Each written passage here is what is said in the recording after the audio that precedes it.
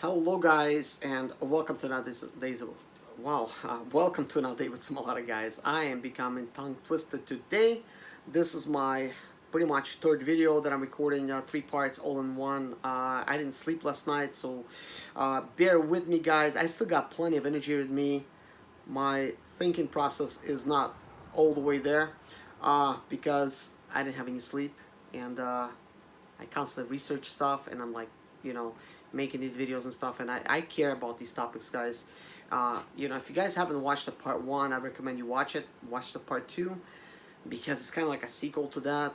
I talk a lot about my stuff, and in today's video, guys, I'm gonna talk to you guys about the hustle, okay? About just kind of like getting it done, like what I really have to do, and I hope I'm not being repetitive, guys. I mean, hopefully I'm not, but I really hustled to try to get this home that I'm in right now, and the reason that I did it, like I talked about it in the last part, and it's because I thought that the economy is heading down the hill. I was reading some books that year. I actually read like 100 books on Audible. I was driving, I was hustling, I was reading those books as fast as I could read them. I mean, I was listening to them, but they're books, right? Can we call them that I'm reading them? I mean, I'm not trying to say that I could read, right? But they're books. They're not movies. I wasn't watching them. They're not podcasts.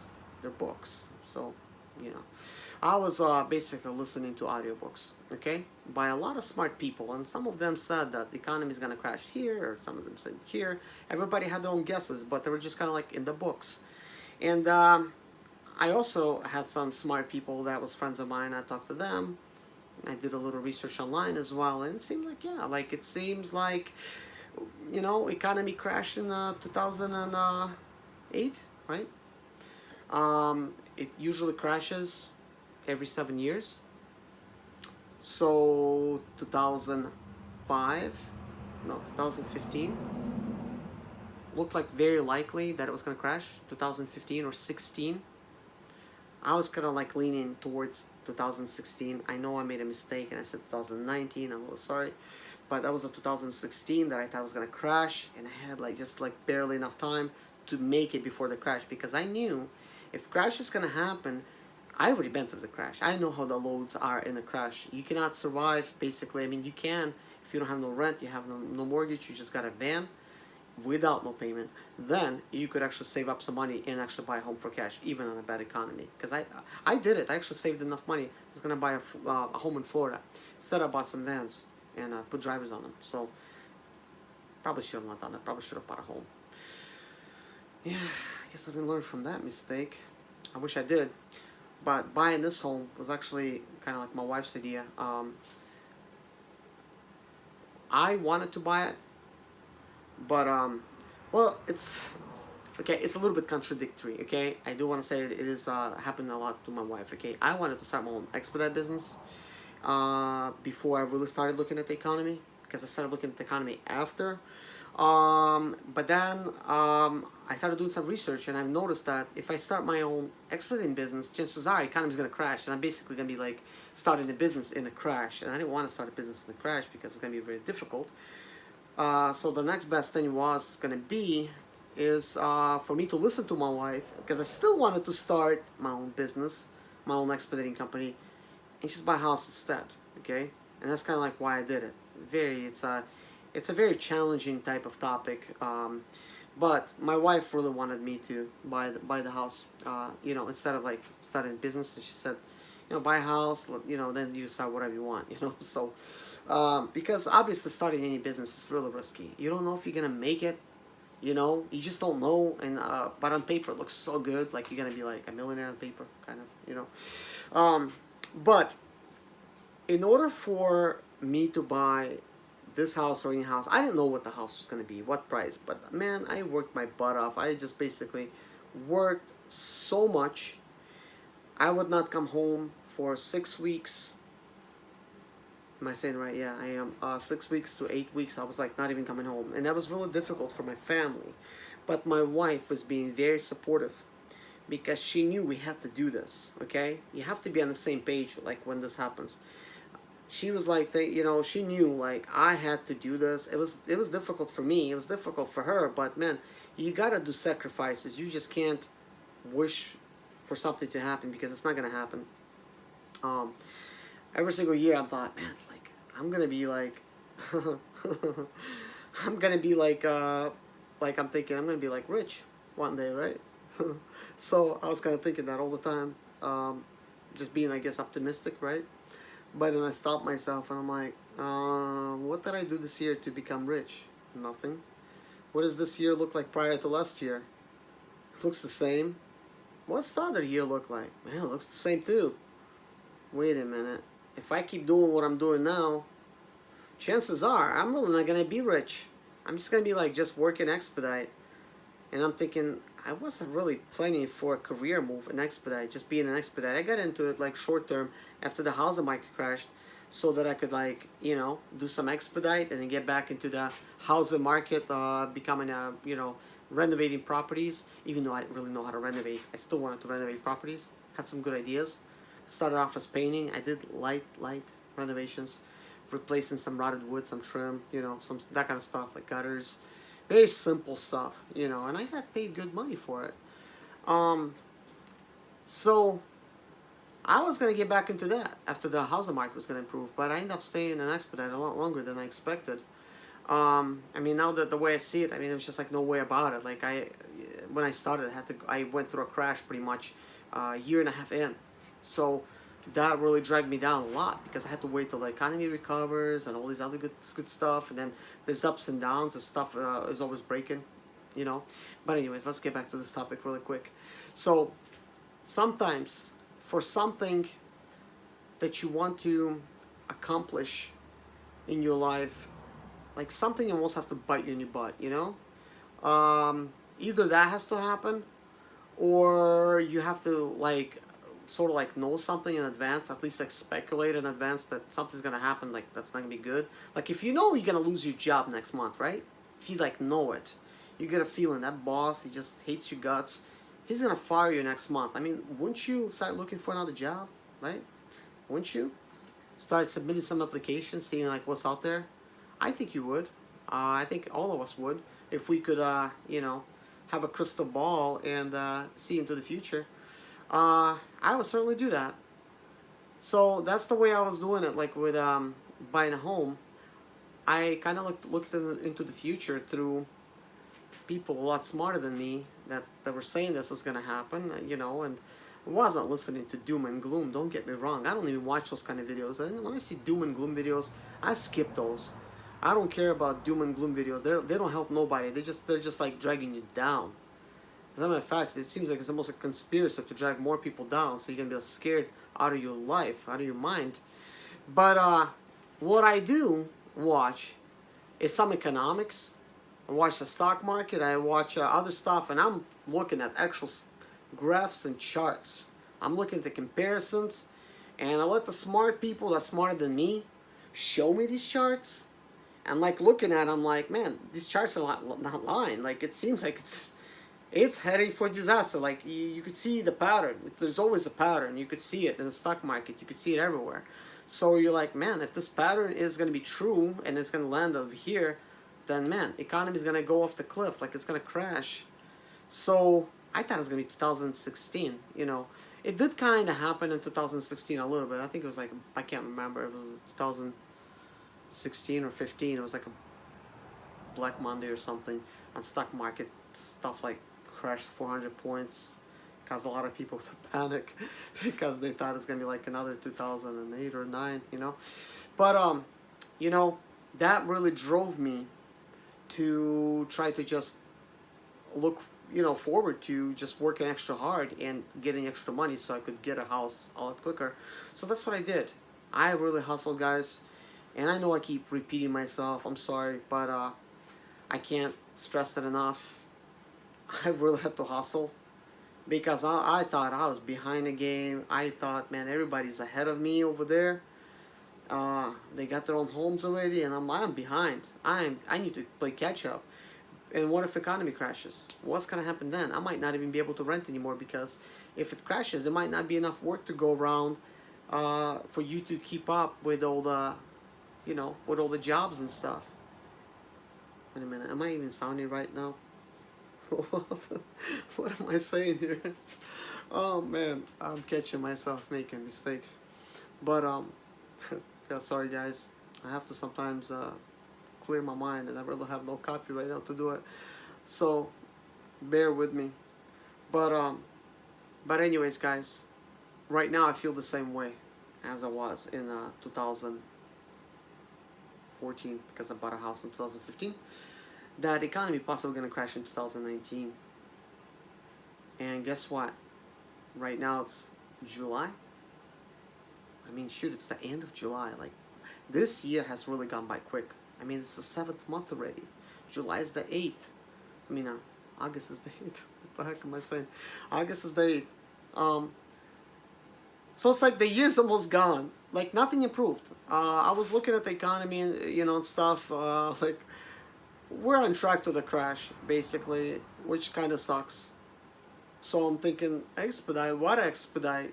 You know what I mean? I've looked at it like at the beginning of the year, guys. I'm thinking, Expedite, is it even gonna be around a year from now? Of course it's gonna be around. Don't worry, it's gonna be around, but it's not gonna be the same as you know it. It's gonna be worse. So I kind of thought I need to change something. I need to really rethink stuff. But unfortunately, things are taking a lot longer than I expected. I'm really not doing what I wanted to do. In Expedite, I'm a little bit more precise. I know exactly what I'm doing. So when I get in and I do my own thing, I actually do some pretty good stuff. You know, I actually make money happen. But it's a lot more challenging not being an Expedite. So don't think just because I'm not in it, somehow I'm better than you, because I'm not. With Expedite, it's like almost like the thought process is out of the picture, and maybe that's what they want you to have, like not even think. They just give you the load and you run with it, you know, until you deliver. Part of that is a mistake. Part of it is like it's fun because you don't have to think about it until it happens to you. Like that breakdown happens and you realize you were driving a little bit too low, you know, of the prices. You don't have the money to fix it. That's actually the problem that I've run into. Many of these people, they got this new van. They meet me, my old friends of mine, you know, for Expedite. They've been in it forever. Oh, hey, you, what's up? Oh, what's up? Oh, you got a new van? Yeah. What happened to your other van? You said it was paid for. It was bulletproof. Yeah, man, engine broke, man. Could not fix it. It was expensive. But you told me it's American. It's American made. You could find it in any junkyard. Yeah, we couldn't find an engine. You know, I had to buy this new van. I could not afford it. Why am I surprised? I know what they were running for. Really low prices. Now they're in a brand new van thinking they're going to be ahead of the game, but they're not, because guess what? 2 years down the road, that van is going to be in the same predicament. Maybe worse, because some of these new models, they're untested, so you don't know what they could do. So in that case, that was a ProMaster. Yeah, am I saying right? Yeah. Yeah, ProMaster, which ridiculous vehicles. I mean, I'm okay with the shape, how they look. Engines, not so much. It's a really terrible design, and with the transmission. And it's not just coming from me. That's coming from drivers that actually own those things. And it's just really horrible. And people just hate it. They would just want to rise up and stay with signs at the dealership saying it's a scam. I'll never know. I was never an older one. Chances are, I mean, if I'll buy one, it would be by accident. I don't know, because I did buy some cars by accident on auctions, actually, guys. I'm bidding on something else, and I thought that was the one I'm bidding on. But that's another story. But anyways, guys, right now, if you're listening to this, I'm not talking doom and gloom. But if you want to accomplish something, you better start hustling.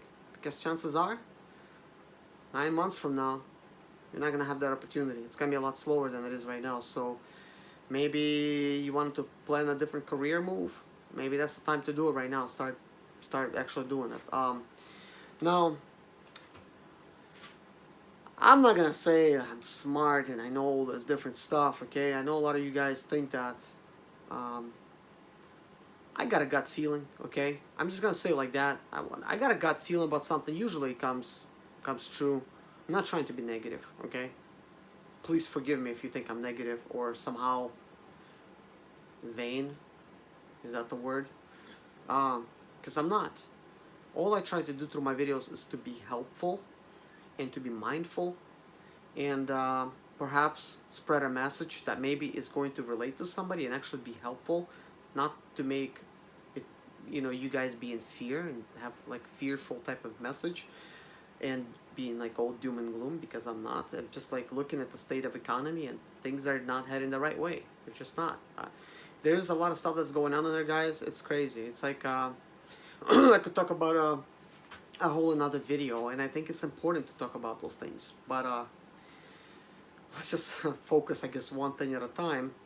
I don't think real estate is gonna crash next year. I don't think. I think actually it's gonna be okay. But something's gonna crash. I don't know what it is, but something's gonna crash. And today, I'm not gonna say I had a vision, but I had this really big thought. Okay. And the thought has to be with our factories here in America.